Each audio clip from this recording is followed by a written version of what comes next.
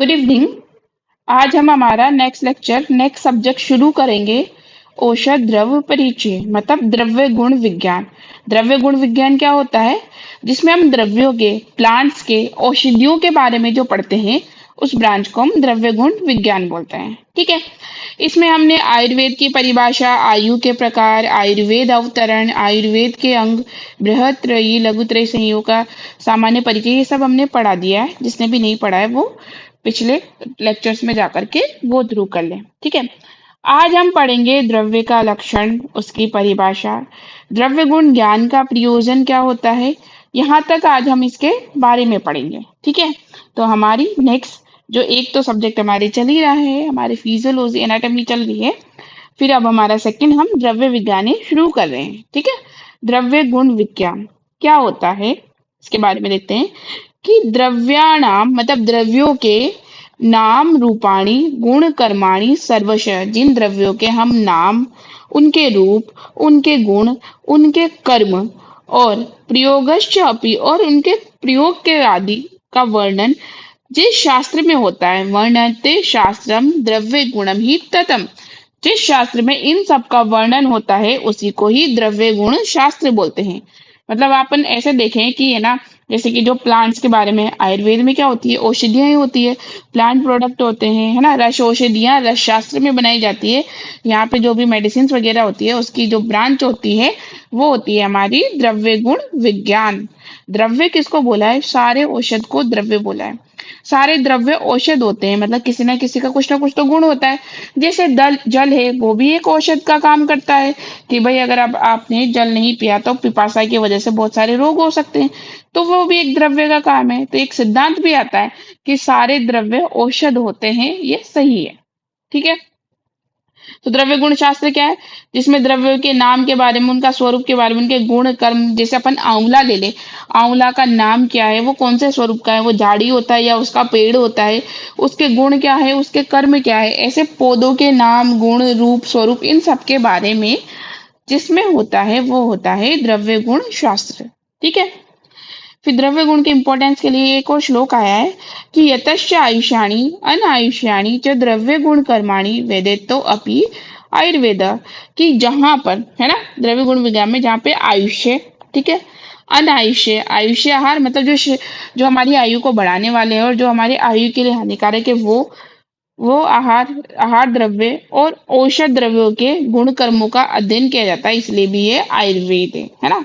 कि आयुर्वेद क्यों है? कि यहाँ पर आयुष्याणी अनायुष्याणी आहार द्रव्य, द्रव्य गुण कर्म, इनके बारे में बताया जाता है, तो ये भी आयुर्वेद है। तो आपको ये तो नहीं, पर ये वाली डेफिनेशन अगर द्रव्य गुण के लिए, तो आपको ये वाली डेफिनेशन रट लेना, ये वाली डेफिनेशन लिख देना कहीं पर भी। 5 नंबर का क्वेश्चन है या 10 नंबर का क्वेश्चन है, द्रव्य गुण क्या होता है? तो द्रव्याणाम नाम रूपाणी गुण कर्माणि सर्वश। ठीक है। आचार्य चक्रपाणी आयुर्वेद दीपिका की व्याख्या में बोलते हैं कि द्रव्य गुण क्या होता है। द्रव्य गुण में गुण शब्द धर्मवाची, रस इसमें क्या होता है, गुण में क्या क्या आ जाता है, इसमें रस का, वीर्य, विपाक, प्रभाव, इन सब का समावेश हो जाता है। ठीक है। शिशु ने द्रव्य शब्द से औषधि को ग्रहण किया है। कहा भी है द्रव्याणी पुनर्औषधि, के जो द्रव्य होते हैं वो औषध होते हैं। मैंने बोला ना सारे द्रव्य औषध होते हैं, क्योंकि सब में कुछ ना कुछ गुण तो होता ही है। ठीक है। तो इतने सारे में आपको याद क्या रखना है, मतलब ये रीड आउट करना है और आपको क्वेश्चन आए तो श्लोक याद करना है, वो द्रव्य गुण शास्त्र की ये वाली परिभाषा हमको याद करके रखनी है। ठीक है। अब इस द्रव्य गुण का महत्व क्या है, इसका प्रयोजन क्या है? ठीक है। तो मानव है ना, आदिकाल से ही रोगों के निवारण और स्वास्थ्य संरक्षण के लिए अलग अलग प्रकार के औषध द्रव्यों, आहार द्रव्यों का निरंतर प्रयोग करता रहा है। ठीक है। अपनी स्वास्थ्य को बढ़ाने के लिए, अपनी दिनचर्या चलाने के लिए, अपने जीवन निवारण के लिए, रोगों के निवारण के लिए वो द्रव्यों का प्रयोग कर रहा है। ठीक है। तो द्रव्य के महत्व व प्रयोजन को निम्न प्रकार से समझा जाता है कि द्रव्य के दो प्रयोजन है। कैसे? एक तो अनागत बाधा प्रतिषेध, एक आयुर्वेद का प्रयोजन। अनागत बाधा प्रतिषेधार्थ का मतलब होती है अनागत, जैसे कि कोविड-19 है ना, जो एक साथ आता है, जो हमें पता ही नहीं चलता कि कब आया, जो एक मास में आता है, मास मांस में क्या करता है, वो डिस्ट्रॉय करता है मांस को, ठीक है। मतलब बड़ी भारी जनता को एक साथ नुकसान पहुंचाता है, जिसे कि अपन महामारी बोलते हैं। कोई डिजीज की महामारी आती है तो उसके प्रतिषेधार्थ तक हम द्रव्यों का कैसे प्रयोग करते हैं वो अभी देखेंगे। ये इसका एक प्रयोजन है। दूसरा प्रयोजन है इसका आयुर्वेद का प्रयोजन। आयुर्वेद का प्रयोजन क्या है? स्वस्थ से स्वास्थ्य रक्षणम। स्वस्थ व्यक्ति के स्वास्थ्य को बनाए रखना है और आतुर व्यक्ति के विकारों का प्रशमन करना है। तो स्वस्थ व्यक्ति के स्वास्थ्य को हम कैसे बनाए रखेंगे? कि हम काढ़ा वगैरह ले, जो हमारी इम्यूनिटी बूस्टर है, उन सारी चीजों को ले तो उससे स्वस्थ का स्वास्थ्य बनाए रहता है। और आतुर जैसे रोगी व्यक्ति है तो उसको औषधियां दे करके उसके विकार का प्रशमन करना। तो ये है द्रव्य गुण के प्रयोजन। अब इस अनागत बाधा प्रतिषेधार्थ मतलब अनागत बाधा का प्रतिषेध, प्रतिषेध होती है इसकी चिकित्सा। उसकी चिकित्सा हम कैसे करेंगे वो हम देखते हैं। आचार्य चरक ने विमान में, एक विमान स्थान है उसमें चैप्टर है जनपद उद्वंशीय विमान। जनपद मीन्स पूरा मास, आम जनता पूरी, उसका उद्वंश मतलब उसका विनाश होना, कोई बीमारी की वजह से, वो है चैप्टर जनपद उद्वंश। तो वहां पर उन्होंने बोला है कि जब जनपद उद्वंश होने लगे, मतलब जैसे कोविड-19 जैसी कोई आपकी महामारी अगर आए, तो उससे पूर्व ही हमें मतलब हम चीजें स्टोर करके क्यों रखते हैं? ताकि आने वाले फ्यूचर में हम उनका यूज कर सकें, ठीक है। तो जनपद उद्वंश होने से पूर्व सम्यक रूप से रस, गुण, वीर्य, विपाक आदि से युक्त औषधियों का हमें क्या कर लेना चाहिए? संग्रहण कर लेना चाहिए। क्योंकि जनपद उद्वंश होता है जब बीमारी फैलती है, जब दूषित होता है तो वातावरण भी दूषित हो जाता है। तो उस टाइम औषधियों में रस, गुण, वीर्य, विपाक से युक्त नहीं रह पाती, इसलिए हम पहले से उसका संग्रहण कर लेना चाहिए, ताकि जनपद उद्वंश जब हमारी बीमारियां फैले तो हम इन द्रव्यों का प्रयोग करके जनपद उद्वंश से बचाया जा सके। तो पहले प्रयोजन में क्या है कि अनागत बाधा, जो बाधा आने वाली रहती है, जो आई नहीं है, उस बाधा के, अनागत मीन्स जो अभी आई नहीं है, आने वाली होगी फ्यूचर में या कभी आती है, तो उसके चिकित्सा के लिए हम द्रव्यों का संग्रह करके रखें। तो ये एक द्रव्य गुण का प्रयोजन है। और दूसरा प्रयोजन हमारे पास क्या है कि आयुर्वेद का जो प्रयोजन है कि स्वस्थ व्यक्ति के स्वास्थ्य का रक्षण करना है, आतुर व्यक्ति के विकारों का प्रशमन करना है, ठीक है। तो ये जो मैं हाईलाइट कर रही हूँ ये चीज आप अपने नोट्स में लिख लें, ठीक है। हो गया। तो ये मैंने आपको पढ़ा दिया कि स्वस्थ व्यक्ति के स्वास्थ्य का संरक्षण और आतुर के विकार के प्रशमन के दो प्रयोजन है, ठीक है। प्रथम प्रयोजन की सिद्धि के लिए हम दिनचर्या हो गया, रात्रिचर्या हो गया, ऋतुचर्या के रूप में द्रव्यों का प्रयोग करेंगे।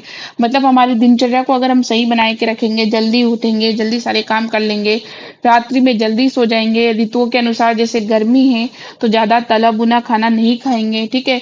सर्दियों में भी ज्यादा खाना नहीं खाएंगे क्योंकि उसमें भोजन पचता नहीं है, सॉरी सर्दी क्या, बारिश के टाइम पे भी, है ना, जब भूख नहीं लगे तब नहीं खाना चाहिए। कौन सा खाना कौन सी ऋतु में लेना चाहिए, तो ये सारे द्रव्य गुण ही तो है। मतलब द्रव्यों की ही तो इसमें चिकित्सा हो रही है। तो कैसे द्रव्यों का प्रयोग करते हैं, तो ये पहला प्रयोजन हो गया। और दूसरा हमारे क्या है कि शरीर में जठर अग्नि व अन्य अग्नियों के द्वारा चय अपचय निरंतर होता रहता है। देखो हमारे शरीर में मेटाबॉलिक रिएक्शन लगातार चलती रहती है, ठीक है। मॉडर्न में मेटाबॉलिक रिएक्शंस बोलते हैं, आयुर्वेद में बोलते हैं जठर अग्नि। जो हमारी मेन अग्नि होती है, जो हमारे उदर में, पेट में जो अग्नि होती है, इसका मुख्य स्थान अमाशय होता है, वो होती है जठर अग्नि। जठर अग्नि का कार्य क्या होता है? सारी अग्नियों को ये क्या करती है? सहारा प्रदान करती है और भोजन का पाचन करती है, ठीक है। तो यहीं से मेटाबॉलिक रिएक्शंस होती है। तो जठर अग्नि वो दूसरे अग्नियों के चय अपचय से, मतलब शरीर का चय अपचय मतलब कैटाबॉलिज्म और एनाबॉलिज्म निरंतर होता रहता है। इनकी पूर्ति कैसे होती है? सर्वदा सर्व भावानाम सामान्यम वृद्धि कारणम। सारे भावों की वृद्धि सामान्य से होती है। सामान्य का मतलब जैसे कि अभी 10 गाय हैं, एक जैसी दिख रही है, अब उसमें 20 और जोड़ दिया तो वृद्धि हुई ना, तो ये सामान्य वृद्धि कहलाती है, ठीक है। तो जब वो वृद्धि होती ना तो इसको बोलते हैं हम सामान्य बोलते हैं। अब उन 10 गायों में से हमने 5 गाय हटा दी तो वो हो गया उनका ह्रास, मतलब न्यूनतम, वो हो गई उसमें से कम। इस ह्रास को हम बोलते हैं विशेष। मतलब बढ़ने को, वृद्धि करने को सामान्य बोला जाता है और आपके कम करने को ह्रास और विशेष बोला जाता है। तो ह्रास हेतु मतलब ह्रास का कारण क्या है? विशेष। जो 5 गाय घट गई है ना उसको बोला जाता है विशेष। और वो किसका कारण बन गया? ह्रास का, कमी का कारण बन गया। ठीक है। तो जो अभी मान लो जैसे कि हमारे वात की क्षय हो रहा है तो हम वात की वृद्धि करवाएंगे, तो वात की वृद्धि होगी तो वो किससे होगी, सामान्य से होगी। ठीक है। और किसी दोष की कम करवाएंगे तो वो किससे होगी, विशेष से होगी। ठीक है। इसी के अनुरूप हम षड्रस का उपयोग करते हैं। विंशति गुणों का मतलब रुक्षता बढ़ रही है तो हम शरीर में स्निग्धता लेकर के आएंगे। ठीक है। चल गुण बढ़ रहा है तो स्थिरता लेके आएंगे। ऐसे 20 गुण होते हैं उनका, और षड्विध उपक्रम इन सब का उपयोग करते हैं। इससे शरीर क्या रहता है, स्वस्थ बना रहता है। तो आयुर्वेद की डेफिनेशन, द्रव्य गुण की डेफिनेशन देख ली। अब इसके प्रयोजन देख लिए। दो प्रयोजन थे, अनागत बाधा प्रतिषेध मतलब अनागत बाधा की चिकित्सा, और आयुर्वेद की प्रयोजन। ठीक है। अब देखते हैं द्रव्य क्या होता है। द्रवति गच्छति परिणामम इति द्रव्यम, कि जो हमेशा परिणाम को प्राप्त होता है या फिर जिससे परिणाम का ज्ञान होता है वो द्रव्य होता है। तो द्रवति गच्छति मतलब जो परिणाम को होता है, मतलब जैसे कि पानी है तो उसका कुछ ना कुछ परिणाम चलता रहता है, तो ये द्रव्य होता है। ठीक है। फिर आता है द्रव्य के लक्षण, है ना। तो आचार्य चरक और सुश्रुत ने द्रव्य के लक्षण में लिखा है। सबसे पहले हम चरक देखते हैं। यत्र आशिता, यहाँ पर कर्म और गुण कारण के समवायी समवायी कारण से जुड़े रहते हैं, उसी को ही द्रव्य कहते हैं। नहीं आया ना समझ में, मुझे पता है नहीं आया। अब इसको एग्जाम्पल से समझते हैं। यत्र आशिता, यत्र आशिता मीन्स द्रव्य जहां पर आश्रित होते हैं। जैसे कि हमने द्रव्य कोई प्लांट्स ले लिए, जैसे कि हरित की और आम्ल की ले ली, तो यत्र आशिता इन द्रव्यों के बारे में बोला है ना। हरित की, आम्ल की। यहाँ पर क्या है, कर्म और गुण। जैसे अपन हरित की लेते हैं तो ये क्या करती है, वात का अनुलोमन करती है। कोई बोलते हैं ना खाना पचा नहीं है भाई, हरित की ले लो, दीपन के काम आती है, चक्षु से होती है। ठीक है। किसी के अगर मोशन नहीं हो रहे, अगर किसी को है ना लेटरिन नहीं आ रही है, तो वो क्या लेता है, शाम को हरित के चूर्ण लेकर के उसके अनुलोमन हो जाता है। तो ये इसके क्या है, कर्म। तो ये किस पर आश्रित है, द्रव्य पे ही आश्रित है। और गुण, अब हरितकी में जैसे कि कुछ ना कुछ रस होगा, जैसे कि ये पंच रसा होती है ना। इसमें क्या नहीं रहता है, इसमें जो हमारे लवण रस नहीं होता है, तो मधुर आदि रस इसमें होते हैं, इसके गुण हो गए। ये क्या करती है, लघु होती है, रुक्ष होती है, मतलब लघु रुक्ष गुण होते हैं। शीत उष्ण आदि इसके वीर्य होते हैं, मधुर आदि इसमें विपाक होते हैं। तो इन सबका आश्रय कौन है, ये द्रव्य है, जहां पर कर्म और गुण। ठीक है। कारण के समवायी मीन्स समवायी कारण एक होता है, दो प्रकार के संयोग, दो प्रकार के अनुबंध होते हैं। जैसे एक संयोग हो गया, है ना। दो प्रकार के रिश्ते होते हैं, ये मान लो एक संयोग से रिश्ता होता है और एक समवायी रिश्ता होता है।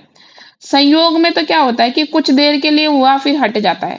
जैसे हम किसी घड़े को देख रहे हैं तो हमारे नेत्र का, है ना, और उस घड़े का संयोग कुछ जब तक अपन देख रहे हैं तब तक हम उसका संयोग हो रहा है। जैसे हम वहां से चले गए तो नेत्र का घड़े से कोई संयोग नहीं हो रहा है। तो ये कुछ क्षण के लिए होता है, कुछ टाइम के लिए होता है, उसको बोलते हैं संयोग। ठीक है। अब समवायी संबंध क्या होता है, कि जैसे कि तंतु का, है ना, तंतु या फिर रेशे का कपड़े से संबंध। कपड़ा किससे बनता है, तंतुओं से तो बनता है ना, छोटे छोटे धागों से ही तो बनता है कपड़ा। अगर धागे खत्म तो कपड़ा भी खत्म। तो ये क्या है, समवायी संबंध की एक के खत्म होने पर दूसरा भी खत्म हो जाता है, इसको बोलते हैं समवायी संबंध। तो यहीं पे देख लो, जैसे हरित की और आम्ल की, है ना, अगर ये है तो इसमें कर्म और गुण भी तो है।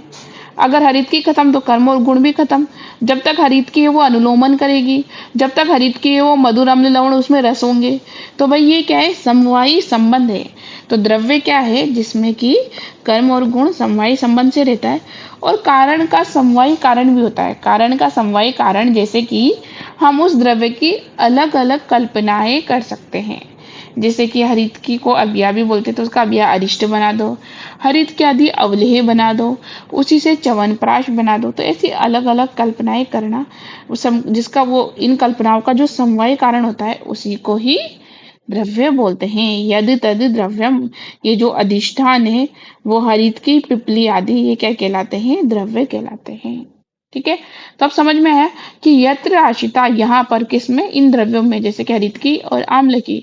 कर्म, यहाँ पर कर्म और गुण समवायी कारण से होते हैं। कर्म और गुण मीन्स उस द्रव्य के कर्म और गुण, जैसे कि दीपन, पाचन, अनुलोमन, ये कर रहा है, ये इसके कर्म और गुण, जैसे कि मधुर आदि रस, लघु रुक्ष आदि, ये सारे गुण ये आश्रित हो और कारणम समवाय, और समवाय का कारण होता है वही द्रव्य होता है। तो पहले द्रव्य गुण की डेफिनेशन और दूसरी ये द्रव्यों की डेफिनेशन। 5 नंबर का क्वेश्चन आए या 10 नंबर का क्वेश्चन आए, हमको ये श्लोक याद करके रखना है। चरक संहिता का याद रख लो, सुश्रुत का तो जस्ट आप रीड आउट करके चलो। सुश्रुत का क्या बोलता है?